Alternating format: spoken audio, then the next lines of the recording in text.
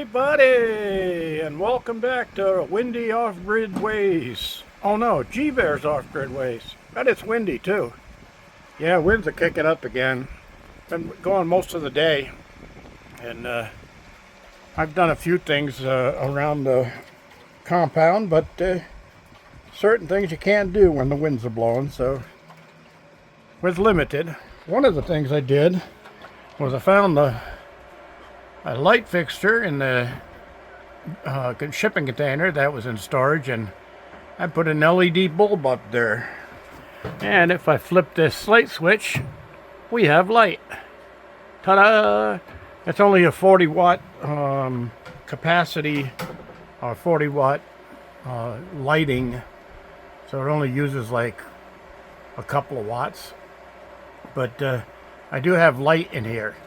Now, I did have one bulb in it earlier, and I was sitting on top of the refrigerator, and I got up to go put some tools back in the back of the van.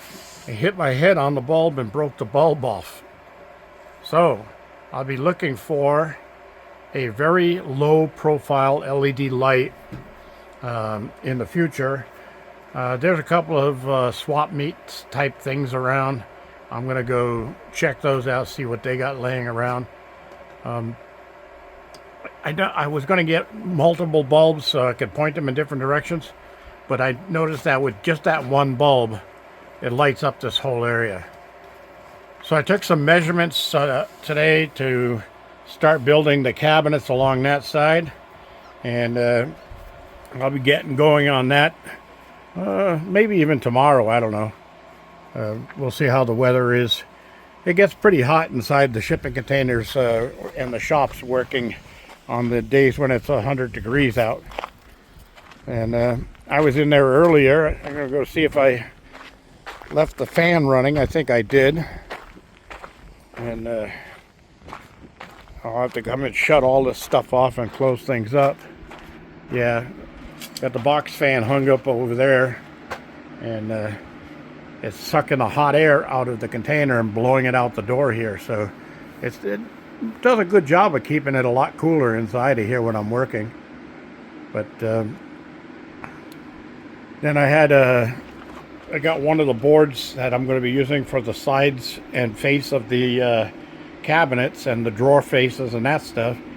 And took some measurements and I marked it, and I got that laying there because I wrote my notes on the back side of it. And I'm going to go through and see if I've got enough pieces for what I want to do, because I don't want to get started and find out I'm one or two pieces short, because like I said, I found that flooring in the desert, so I'll never get anything to match it again, so I have to work with what I got. And yeah, it passes some time while I'm waiting for the financial situation to straighten out a little bit. Alright, so I fed the chickens, got them fresh water. I hear some kind of a motor going. Dogs were going nuts last night because those people over there got their summertime visitors over there, and they ride an ATV around the perimeter of their property.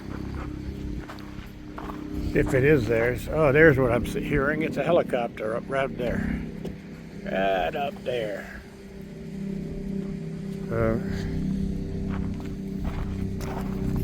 That's about it. I'm going to take a walk downward. My cabin power is doing really well. The dogs have gotten into this piece of cardboard, so I'm going to be getting to see that. That's old Chewy. Oh no, that's Midnight. Midnight, are you a Chewy? Guys, quit chewing up the box. You're making a mess. So anyway, another thing I did was I had that LiPo 4 charge controller connected to that battery, that Seacon battery, with alligator clips. And I was getting fluctuating readings on it. So I took that apart and I made a new lead going down there with ring terminals. And they're 8mm ring terminals. So it's fastened solidly to the terminals of the battery now. And it's shown at 13.4, 13.5, and that's what the little meter is reading there. So they're coinciding with each other. And that's a full battery. So I'm going into the evening here with full battery, even though I've been running fans and power tools and stuff like that in the shop. And every ceiling fan in the cabin, there's 3 of them, all 3 of those running all day long, and yeah, no problem. I got plenty of power. So I'll show you one more thing as I move on down towards the garden house. Oh boy, working on a job and crawling through that attic and everything. Well, not crawling. I can actually stand up and walk through the attic, but all of that's been taking a toll on me. I'm tired. Oh, I still got pears on the tree here. They're just starting to turn to a yellowish color, so might be a little while longer before I can pick those off of there and eat them. They're small, but they'll be edible. And everything else is done. I'm waiting to get my trailer over to my neighbor's house. He has horses, and he has no place to get rid of the multiple road apples that he collects daily.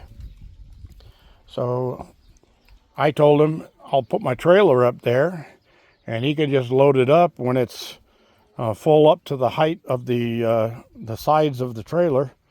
Give me a call and I'll come and pick it up, and then I'll spread it out across the garden here and take my little electric rototiller there and till it into the soil and let it cool, because it's too hot when it's fresh for what you want to do with it. So you need to put it into the soil and let it cool, and it'll cool over the winter as I'm planning on what I'm going to be planting for next spring. If we have this spring weather go all the way through the winter, like the Farmer's Almanac is saying, Almanac. What's wrong with your lips? Farmer's Almanac is saying that we're going to have a mild and warm winter. Well, if we do, it'll act like springtime, and all the trees think it is. They're all starting to sprout new growth thinking it's springtime. So if that does come about, then I will get in some crops early before the heat comes. Anyway, redneck mouse trap, and I had a mouse that was coming up from underneath there. Every night I'd block it off. I put that lead weight there. It moved it out of the way and dug beside it. But now I caught him in the red net trap. But I need to seal off the ceiling because the birds are getting in here, and the birds are getting to the sunflower seeds that I hot glued to this roller. And see, what happens is the mice come up the ramps and then they smell the seeds on here. When they walk out on there to eat it, it spins and they fall in. And they aren't very good for treading water very long. So as long as the water is deep enough, they can't touch the bottom. You'll find them in the trap in the morning.